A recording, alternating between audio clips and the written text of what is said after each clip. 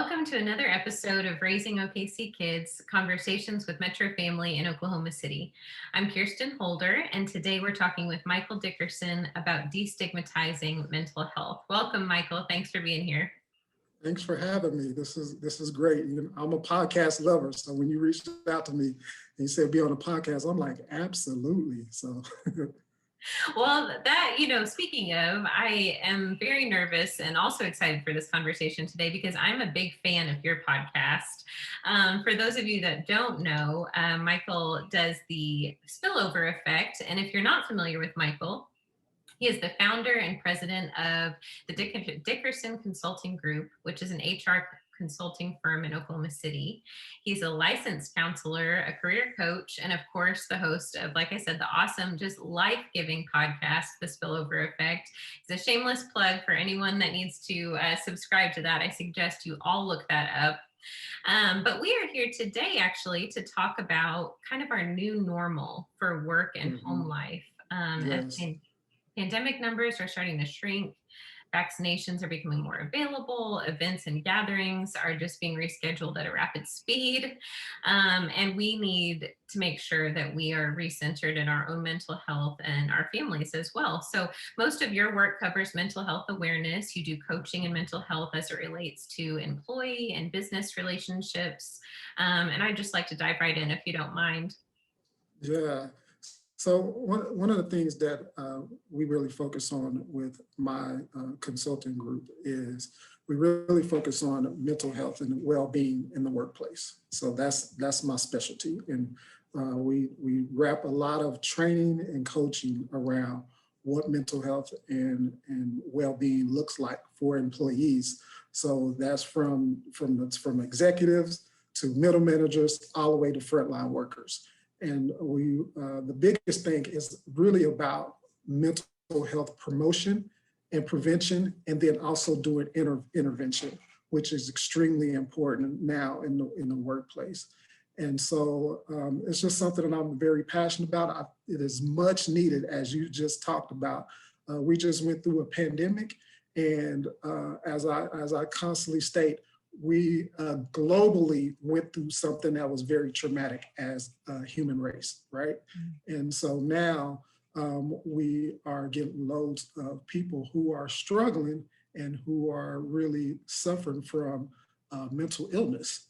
And so how do we deal with that in terms of our families and an individual, and then how do we deal with that in institutions, and particularly for me, how do we deal with that in workplaces? And it seems like it starts with ourselves too. We have to make sure we're taking those steps to practice healthy mental wellness techniques and on and on. Mm-hmm. But sometimes there are maybe under the surface stigmas that might prohibit us from pursuing some of those things. I'd love to talk about what stigmas you think are associated with mental health, and then also mental health in the workplace. And then maybe how those stigmas have been changed or challenged over the past year. Yeah, great question. So one of the things with mental health is usually when we see mental health, and this is perpetuated in our media and even in our communities a lot of times, is the first thing when we think of mental health, we really think of somebody who is violent, or they're going to hurt me, or somebody is going to do something that's sporadic that makes me really uncomfortable. So really one of the first things that happens initially when you hear about mental health is it comes from a very negative, very standpoint in terms of that stigma. And so what happens is that stigma is played out in the workplace, right? So if you're dealing with a mental illness, say in terms of you're dealing with the two most common mental illness that we know of are depression and anxiety. So if you're dealing with that in the workplace, it's wrapped around stigma in the workplace. So if I'm suffering from that, or if I'm struggling with some type of depression or anxiety, I don't want to tell any of my coworkers or my managers because they might look at it as I'm being weak, right? Mm-hmm. And so that stigma in the workplace of I'm weak, or I'm suffering from this, or if I do tell somebody, maybe I won't get that promotion that I thought I was going to get, or people think I'm not going to be as productive. And so that's the stigma that comes with it in the workplace. And so one of the things that you see in workplaces too, and this is why we need so much of this mental health and well-being in the workplace, is because people don't know how to deal with it, right? You know, if a colleague comes and tells you, hey, I have generalized anxiety. When I'm in certain situations, I get anxiety, or maybe I have social anxiety. When there's more than 7 people in a room, I get a lot of anxiety. And so if you tell a manager that, the manager's like, I don't know how to deal with that. And so that's why we need to have some promotion and some awareness and some training and some coaching around, all right, if you do have one of your colleagues or one of your coworkers come tell you that, how to deal with it. The second thing is that you see with a lot of businesses and a lot of organizations is they don't know how to access care. So if my colleague or my coworker does come to me and tell me this, well, how do you access care? Most people go to their EAP programs. That's what most people do. But what you find out is a lot of organizations do not promote the EAPs. So they don't even know that they have an EAP. They don't even know what that means to have that employee assistance program. So there's a lot wrapped around that stigma, but that's what you see, and you see it starting to play out. Now, what we are starting to see, and because of the pandemic, is the stigma is starting to be removed, because now we have to talk about it. Right. It has to be a conversation around this, because people want to be able to say, hey, I'm struggling with some depression, or I'm struggling with anxiety about coming back into the office and feeling safe. And so it's what it's doing is accelerating the conversation around mental health and well-being. Well, and thank goodness, because as you just mentioned, it's been a conversation that's been long overdue. And I've said this many times, but there are some silver linings of the pandemic, and I hope that this is one of them, these open conversations. Because what I'm hearing you say is on both sides, on the employer side and on the employee side, these stigmas are fear-based, and they're 100%. Yeah, there's ways to overcome on both sides, but getting through that fear barrier is the hardest part, is what it sounds like. Yeah, and that's where somebody like myself can come in and say, hey, let's have conversations. So let's do some promotion awareness around mental health and well-being. So, for example, one of the things that I think is just you can just start a conversation around mental health, like maybe do one story a month for 6 months around mental health. Like start with that. Ask somebody in your company if you yourself, or if you know anybody, or you have a family member or friends, can they tell their story around mental health in the workplace? And let's do a story around that, and let's do it for 6 months just to create some awareness and create that conversation. If we can create the conversation, then what it does, it takes that fear, it takes that stigma out of mental health. Maybe opens the door to some relatability, which we all would like to have with 100%. 100%. And that's good that you do say that, because there's nothing like when somebody else is dealing with something and you like, man, I didn't know they was dealing with that, and I'm experiencing the same anxiety, and I didn't know they had those anxiety symptoms too, and they are dealing with it, and now I can go talk to them, and now I have a camaraderie with this person. I feel like we can develop a relationship because we're going through the same things. So that's perfect insight on your part. Yes, yeah. And we all want that partner at work too. It makes us feel more empowered in our own careers when we have somebody that we can confide in, or that can just be a good advocate for us when we don't feel strong enough to be that for ourselves. And it sounds like being open and showing a little bit of vulnerability, even though that might not be the default feeling when you're at work, can be healthy. Yeah, because for so long, we've been taught not to be vulnerable at work. Right. We've been taught you come into work, you do your job, and you leave. And this is where I get into work-life integration, because you have to really deal with the whole person. And so it's hard for me to separate my work life and then my home life. Like those two go hand in hand. And if anything, the pandemic has also shed light on is how important these two things go hand in hand, right? Like I'm Mhm. on a Zoom call and you see my kid running in the background, or you see my dog eating some food, or my cat just came across the screen. Now you really see what my life is like on an everyday basis while I'm trying to get work done. And so the pandemic has shed light on that. For sure. Well, and that's a great segue into my next question, because I would love to talk about how you have seen the workforce shift over the past year as it relates to families, especially through the lens of that work from home that you just talked about, childcare challenges. We've all been in that situation where our child or pet has been running through the back of our screen when we're in a serious Zoom call or meeting or interview like this. We all know what that feels like. I'm hoping you can give us some perspective from an HR standpoint as well.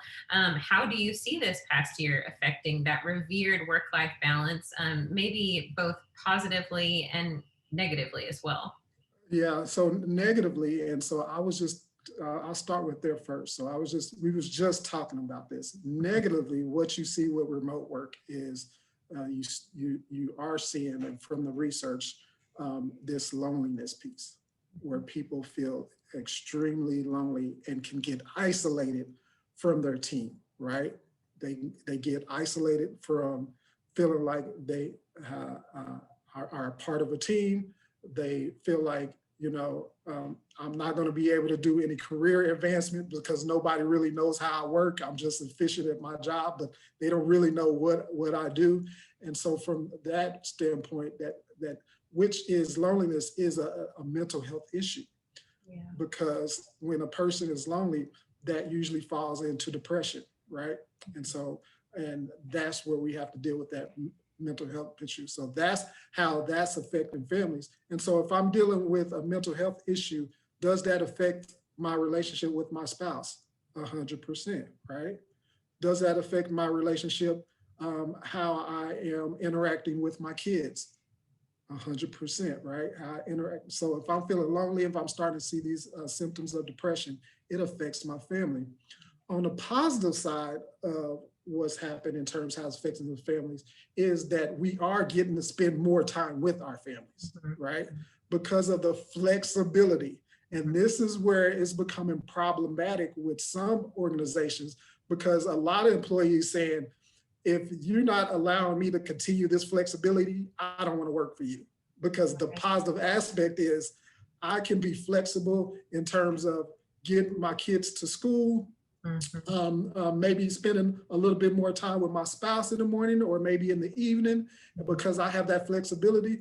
One of the big things I always say, you have to allow people to work in terms of what is best for them and how they get work done. Some people, so for example, for me, I do my best work between 8 and 1 o'clock, right? So I'm right there with you. Yeah, 1 o'clock, if for some reason I just seem to tap out. And then I get another boost of energy after 6. I don't know what it is. After 6, after like dinner time, after 6, from about 6 to 10, I'll go for another 4 hours. And so that's how I tell get you, Michael, my toddler keeps that same schedule. He's nonstop from the morning till about 1, then he takes his nap. So maybe we all just need that afternoon nap and then burst of energy in the evening. And then a burst of energy again. Yeah.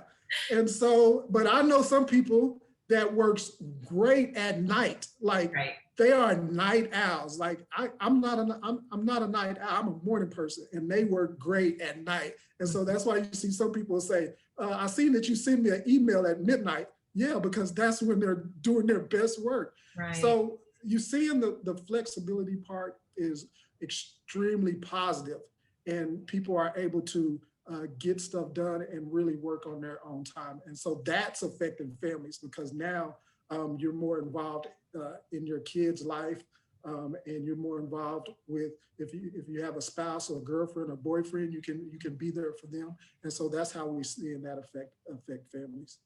Yeah. Well, and all of us, I think a majority of our listeners are 2-income households. And so some of those challenges, but also positive points, are are very relevant because, when you're passing like a ship in the night with your spouse or your partner, it's hard to reconnect. And so having those Mhm. moments where you can have some breakfast together as a family, or you're Yes. not running late for dinner, trying to beat the rush hour traffic, those are very valuable items to talk about. So I appreciate you mentioning Yeah. that. So, Metro Family's editor, Erin Page, put together a fantastic article at the end of 2020. If you haven't seen it, it's still on our website. It's called Collateral Damage: The Effect of the Pandemic on Working Moms. A mutual friend of you and me, Michael, and fellow HR consultant Matt Tipton, was one of the Yeah, contributing Matt. perspectives. I love Matt. Matt is great. Me and Matt, my podcast studio is in the same office as him. So that's Oh, me. yes. I always go and walk down and see Matt. And so we have these great conversations about HR and then just consulting work. You guys do have a lot in common. You both have a Yeah. very refreshing perspective on the way that workforces could be and should be, in the work-life balance and mental health being at the front of that. And in the article, I'm going to use a quote. Matt, this is a quote from Matt. We've seen a rise in the diversity of the workforce, which includes women in higher positions, but we're likely going to see a reverse of that as a lot of women have had to step back. We talked about two-income households and working moms, and it just gets so hard. Many moms, especially, are going to quit their jobs because it's not worth it trying to juggle employers who aren't being helpful, aren't being flexible, or trying to cut their pay. This kind of overwhelm was very real even before the pandemic. And now I'm thinking it's just at an all time high, that frustration and burnout, which Mhm. obviously leads into our conversation about mental health as well. So, with that change to work from home, it seems to no longer be just workplace burnout. You mentioned this even, it's inevitably seeping into our family lives too. I feel like when our own cup is not full, we're just not able to be the parents that we're striving to be the partner that we know we can be. And it's hard to recharge and refuel when we are stretched thin in so many different directions. So, I'd love to talk with you about some telltale signs when you're reaching that level of burnout and maybe some go to tips to confront, address, and combat that feeling. Yeah, that's good. Yeah. So one of the things is it makes me sad to see that women have to tap out of the workforce. So that's the first thing, because what we see in research and in leadership is that what they're finding out is that women leaders are more capable leaders than men, which is really interesting. That is Um, interesting. yeah, which is extremely interesting. And so for women to having to tap out because of especially young mothers having to tap out because they have to take care of their children makes me extremely sad. On the burnout thing, so here's some of the signs that you can look for to burnout in terms of employees. They start to feel overworked. They feel overworked, they feel overwhelmed, they feel like they can't get their work done is because they have too much of a burden in terms of work. The second thing that you usually see, and I call these negative Nancy's. And I don't know if you ever worked with an employee, like every time y'all go to the meeting, everybody knew in the meeting who was going to be negative, Yeah. right? It don't matter how, it doesn't matter how great the idea is, right? Or that person was going to be negative. And so the negative Nancy thing, you see a very negative attitude towards colleagues and you see a negative attitude towards customers. Mm-hmm. So if I'm working directly with customers, I even have a negative attitude towards customers. And so that's a telltale sign of a person that's burnt out because you see the behavior. The other thing, and I have even been there as being a social worker and having to deal with clients on an everyday basis, is that you just stop caring. Yeah. You just stop caring about your job. You stop caring about what you're doing, and you really just tap out, and it becomes more of I just getting a paycheck, right? And so those are just some of the surface level things in terms of things that we see happen psychologically around attitudes and then behaviors that start to play out around burnout. Now, how do we deal with burnout? That's the question. So there's three things that I, because of my background in positive psychology, because I tell people uh, positive psychology for me is like my tools. I look at myself like a mechanic, and I have certain tools. And so my tools that I use is positive psychology, because positive psychology looks at what is right with people instead of wrong with them. I like to call it the science of what is right with people, because it's very evidence-based. And so there's three things that I look at when I look at burnout, because one of the first things that people don't understand about burnout is really deeply entrenched, and it's a lot of responsibility is put on the culture in which you're in. So it's not always the individual, it's the culture in which you have that individual in, right? Mm-hmm. So the first thing that I really look at is how we really combat that and we counter burnout is this person having a positive experience at work? So that's where my motto is positive workplace experiences, right? So is this person having positive emotions? So when they go to their job, are they experiencing kindness? Do they feel a sense of joy? Do they have a sense of laughter? Like, these are positive emotions that I should be experiencing. So through the research, it says the ratio should be 3-to-1 in terms of my positive experiences. Will you have some negative experiences? Do you have your good days and your bad days? 100% at work. But I should have more positive experiences at work than I do negative experiences. And so you see the burnout happens when more people have more negative experiences or negative emotions at work, and that creates burnout. So my number one starter is this: can we get this person to have more positive experiences at work? And how do we do that? We have to change. The culture has to be different. So that's why I put a lot of onus on organizations, because that culture is really dictating how that person really works and what they feel like, and are they having a positive experience at work. So culture plays a big part of that. The second thing I look at, do they have positive meaning? So do they feel like their work matters, right? What you find out is a lot of people, when I talk about you don't care no more, a lot of people feel like their work don't even matter anymore. So we have to go back to how can we help people find positive meaning in work, and what does that look like? So one of the things that I usually start with positive meaning is really understanding what your strengths are. You know, are you really focusing on your strengths? And that'll give you some type of meaning. So you have to have some positive meaning. And then the last one I always like to say is positive relationships. So this once again goes back to culture. How am I interacting with my colleagues? We like to call them high quality connections. Mm-hmm. Am I having high quality connections at work? Is my experience with my colleagues, is it good? Are my relationships great? Here's what we know also through the research. People stay at jobs longer when they feel like they have a friend at work. Oh yeah.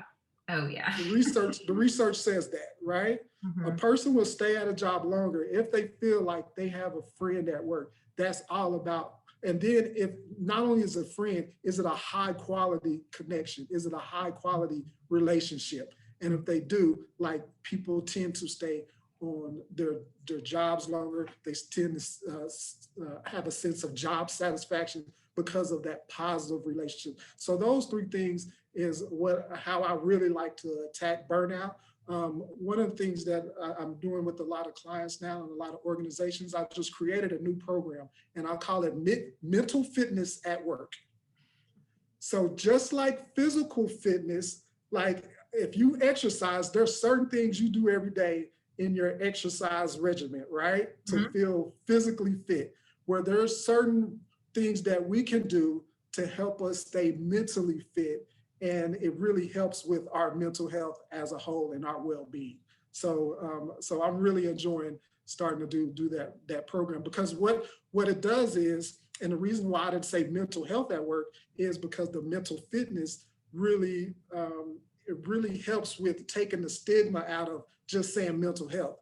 Let's talk about mental fitness, and then we can talk about mental health within that. So Right. No, I love that. And it has that implication that, just like regular physical fitness, it's a muscle that you can exercise. And there, a like you hundred said, there's things percent. you do to warm up. There's things you do to test yourself and challenge yourself a little bit. And then the feeling of accomplishment when that happens seems like it does have I actually didn't mean this but your podcast is called The Spillover Effect. It does have that Spill. spillover effect. It has the spillover. There you go. So there you go. In full That's circle. what we want. We want it to spill over. We Right. want that positive mental health to spill over into your everyday life. That's my goal, for you to have a positive experience at work and for it to spill over into your family. That's my goal of what I do in terms of when I talk about the spillover effect. And so a lot of things that I talk about in that program is we talk about mental health, we talk about stress, we talk about those three positive things that I just gave you: positive relationships, positive meaning, and positive emotions. And then we talk about resilience, how important resilience is in the workplace right now. Mm-hmm. Yeah, and those aren't things that everyone is born with. They sometimes do have to be worked on and worked through. So I love that term, mental fitness. We're going to check into that later. I'm sure we'll hear more from you about that later as well. So another point that was talked about in the article from our editor, Collateral Damage, is a statistic that I found very interesting. Women make up 80% of the nearly 1.1 million workers who dropped out of the labor force as of September 2020. So obviously that's a huge majority of the already large numbers that had to leave. While women's official rates of unemployment fell as of September, that doesn't account for those who left the workforce entirely. And while the overall unemployment rate of women fell to 7.4%, Hispanic and Black women's rates rose to 11 and 11.1% respectively. And those stats are from the US Bureau of Labor Statistics. So those are national statistics. And I provide them to outline how seriously stressful the pandemic was on families, as if we didn't know that already. But now we have these numbers to relate back to. And specifically in families of color. And I'm curious to talk to you about what stigmas might exist around mental health, specifically in communities of color. We're seeing the stress through these stats, and I'm hoping you can bring it home for us in the emotional aspect as well. Yeah, so being raised in the African American community and being African American, there's a lot of stigmas around mental health, and it's getting better, but we still got a long ways to go. And one of the things that is such a stigma is, we almost have the stigma in African American communities and even in Hispanic communities, that if you're dealing with something psychologically or emotionally, it's almost like just pull yourself up by your bootstraps. And so that has been the mantra, like, oh, you're dealing with, suffering from depression, just get out of that. It's all about your thoughts and the way you think. Well, people don't know, like that's a disorder that they're dealing with. It's a brain disease. Oh, you're struggling with alcoholism, like just pull yourself out of that. Stop drinking. Well, I just can't stop drinking. It's a disease, right? And so in these, people of color has always had this mentality, like be strong. And so we've been having to overcome that stigma of be strong, and that it's okay to go get help. And so that's what you see in these African American and Hispanic communities is it's all about being strong. But as I would say, being strong is asking for help. Being strong is not asking for help, right?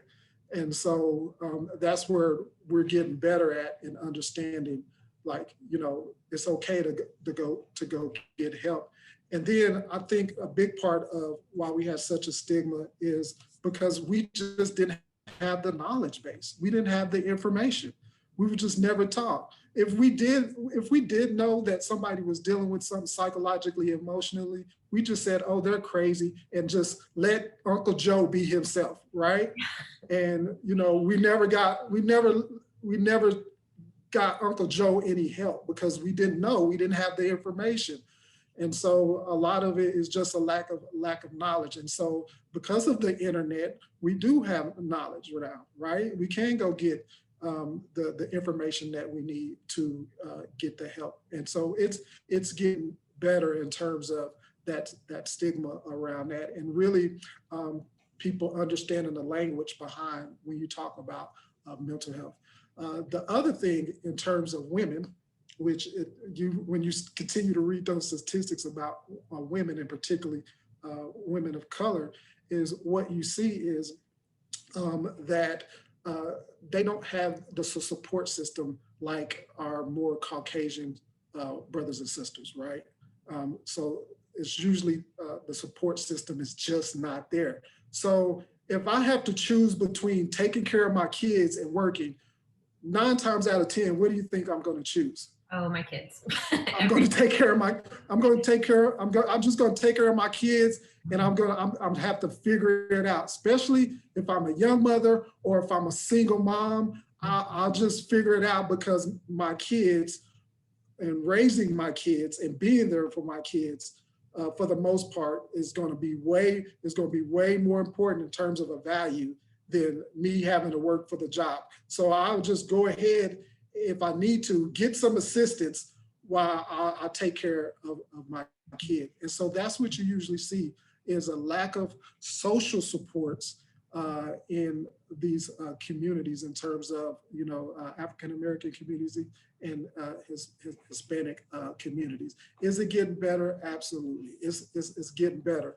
But when you as an organization, because what organizations are doing is almost making women choose between their job and their family. And it's sad. Yeah, yeah. It's sad. So what that tells me about that organization, that is not a safe place. Yeah.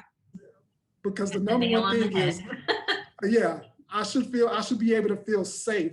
And I don't feel safe when you put an ultimatum of, you have to work and make sure you be at this office from 8 to 5, or for me to be able to take care of my kid because the school is not open, and I have to be at home because the school is not open. Like, that's an ultimatum. And you should never, as an organization, put a person in that position, particularly women who are, we know, for the most part, are the caretakers of kids. Do we have dads that caretake? 100%, absolutely. But for the most part, if we look at the statistics, it's the majority of the moms that's doing it. So what is a telltale sign to me for organizations, when you give them that ultimatum, you're not making it a safe place. And if it's not a safe place, then am I having a positive experience at work?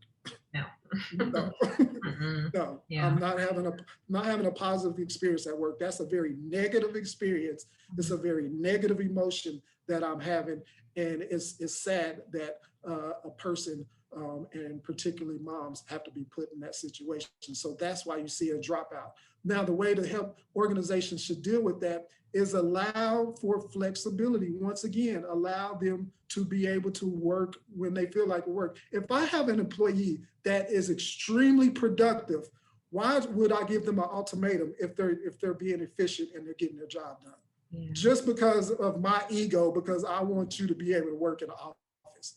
Like that, like you shouldn't put that person in that position. And so organizations, all organizations right now are just reevaluating how they're going to go forth in terms of return to work. And here's what I know. When people are choosing jobs now, they are choosing jobs based on, are you making it a safe place? And are you taking in consideration of my well-being? And if you're not taking consideration of my well-being, I do not want to work for you. Yeah. And so that's where we're at now. because here's the reality. People are having problems hiring people right now. Yeah. They're having problems hiring people right now. Mhm. And a big part of that, and I think going forward, is going to be, are you taking care of people's well-being? They want to know that. One of the first things I ask organizations, what is your mental health and well-being strategy? Because Good if you for you. don't have a, That's a if great you don't have question. a, yeah, if you don't have a mental health and well-being strategy, it's going to be hard to recruit talent. Mhm. And they want to know specifically millennials and Gen Zs that's coming up in the workforce. They want to know because they are tapped into. This was why we having this conversation. They are tapped into mental health and well-being. I'm just gonna say it. They are having these conversations. Mhm. Thank you for all of that. There's so many more questions I want to ask after that, after everything you just said. And I just love how all of the conversations we've had up till now have really been about looking in the mirror in different situations. So, using your evaluation of your positive days versus negative days at work, using your evaluation of your employee-employer relationship. Is it we if you think about it as like a dating relationship, you wouldn't tolerate dating somebody who made you choose between them and your family. So why do we tolerate 100%. that in the workforce? Why is that different? So I really appreciate you pointing out some of those things, and then even just redefining what strength looks like we mentioned with mental health and wellness in men. There's a lot of things that we are challenging right now, and thank God that it's finally happening, that we're all having these conversations and thinking about these things a little differently. Yeah. So here's what happened within the last year. Here's what happened. What has happened within the last year, everything that we believed and we thought of and that we thought was going to happen maybe 10 years from now has been accelerated in a year. Yes. Mhm. That's that's what Absolutely. has that's what has happened. Hmm. So we thought, oh, well, these things are going to play out in a year. We'll see these things happen in families and in the workplace, but they all this has happened within a year. And Hmm. so everybody, I mean, everybody is having to reevaluate how they're going to go forward. And some people are not going to do well, and some businesses are going to fall by the wayside. And then some people are going to grab a hold and they're going to say, hey, we're going to reevaluate our situation and we're going to do the best of our ability to make our workplace positive, make our culture great, and really care about our employees. And so you're gonna see a lot of people having to reevaluate their situation, and some are not going to do well and some are going to do well, some are going to flourish. On that note, because you do HR consulting group within your organization, and creating positive workplace experiences and all of that. Can you give us an example of an organization that is doing it really well? I think it might be easy for myself, but some of our listeners as well to hear about these ideal workplace examples. But I'm wondering if it's attainable. Do you have examples of people that are doing Yeah, it well? so I'm going to use one because it's just one of the most popular ones, and I really like this organization, and everybody knows about it, which is Starbucks. All Yeah. right, and I know it's a global organization, right? But they have made an initiative and been very proactive about mental health in the workplace, right? Mhm. And so what they did, which I thought was phenomenal, is they have an EAP program, which is an employee assistance program. Usually, most employee assistance programs, they're very short term. And so, say if I am dealing with anxiety, I can go to my EAP, and then I can tap into a counselor. I can go see a counselor. Usually, with most EAPs, you only get with a counselor 3 to 5 sessions, right? So I only get 3 to 5 sessions. That's very short term. And then after that, I have to really pay for the cost of seeing a counselor. Mhm. What Starbucks did is said, you know what? We're going to give you 20 sessions, because what the research says, when you do counseling, you need, but you need between 20 to about 25 sessions in counseling to start to see 50% of any type of behavior change. Wow. Yeah. So Starbucks is starting with, we're going to invest in you. That's executive, that's mid-level managers, and that's frontline workers. That's the person making your coffee, saying they are able, because you work for Starbucks. And this is for also not just full-time employees, this is for part-time employees. Wow. That are able, that are able to go and get 20 counseling sessions dealing with mental health issues. And so I think that's a start. And then not only that, when I talked about what is your mental health and well-being strategy, they put in place programs where you can go and really learn about mental health and have programs to help develop you in terms of your well-being. And so I use Starbucks just because they're one of my favorite organizations to look at and to really show what they're doing. And what you're starting to see now is a lot of these more global organizations are starting to follow that. But my hope is more small organizations follow that and put money into mental health and well-being, because the reality of it is, if your people are not mentally well, then you have loss of productivity, you have loss of performance, and it really affects your bottom line. Right.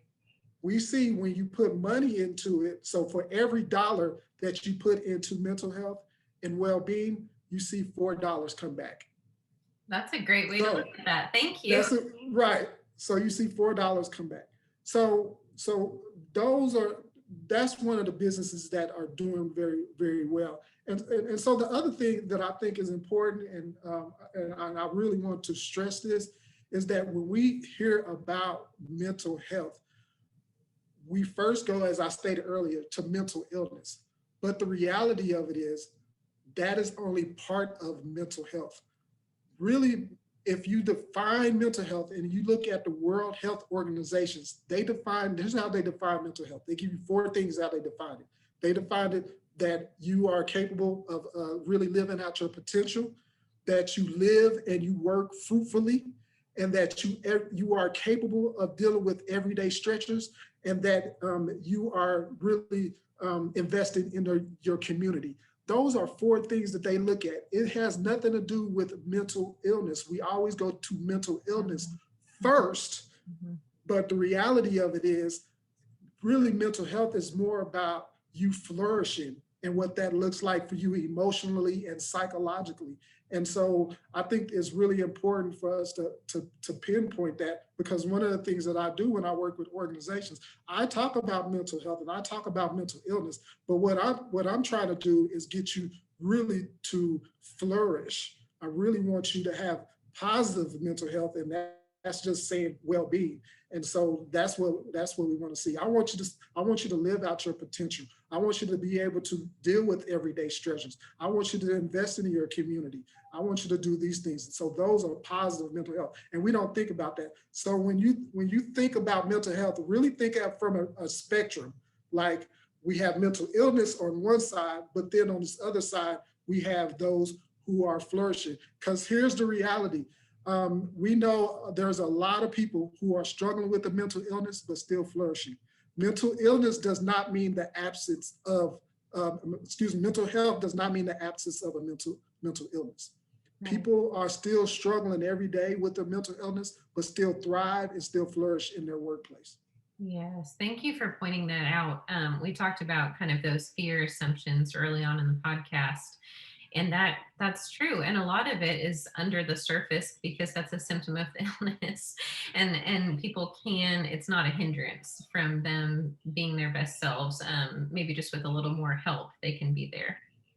Yeah, because how many celebrities do we know are talking about mental health, but still, yes. They work, they do great work, they make great movies, or we even know sports people now that's come out and said they're dealing with mental health, and they still do the sports and they still flourish and thrive.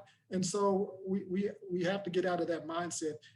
If I'm struggling or suffering from a mental illness, that I still can flourish. And yes, you can.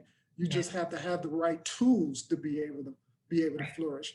A lot of times people just don't have the right tools to flourish and they don't know how to do it. Right, right. Michael, I so appreciate everything we've talked about today. We're out of time, and I wish I could talk with you for just 2 more hours. We need to have you back on the podcast because this has all been just refreshing. It's been great reminders. It's been good reframing for us, the way that we talk to ourselves and look at ourselves, but also how we think about others and their own attitudes, and how we can relate to them better. And we're all in a mental health journey. And so every single 100% that we come into contact with, you just don't know what's going on behind the surface. And they're probably dealing with a lot of the same things you are. So having those reminders, I just so appreciate it. Is there anything you'd like to leave us with as we close? Yeah, the thing is I just like to leave with people like, so, my podcast is called the Spillover Effect podcast. And, the subtitle is Positive Workplace Experience. And the thing I want most is, so although I do HR consulting, at the end of the day, my goal is about families. Yeah. My goal is about because here's the thing, and you sort of said this earlier, we spend 1/3 of our life at work. That's 33%. That's a lot of time. It's a lot of time. Think of your day. We got 24 hours in a day, and most of it is spent working. Mm-hmm. If we really think about it, because sometimes we work in 8 to 10 hours a day. It depends on your job. So that's a lot of time. So my goal is to really have more organizations that create a positive environment. So when people are at home, that spills over to their kids, that spills over to our spouse, that spills over to our friends, to know that, my work and what I do, they care about me. Because here's what happened. If you don't have a positive workplace experience, what happens is you start to have a negative, and what it does is sheds light on, in terms of your kids looking at you and looking up to you like, I don't want to work because mom and daddy is always having a bad experience at work. And when they go to work, they come home in a bad mood. Or when they work and they're not engaged with me, or they don't want to interact with me after they work. And so that really creates a bad picture of working. And so what I want most is for people to have a really positive experience at work, and for that to spill over into their family life, because I think that is so important. That is a great way to say that.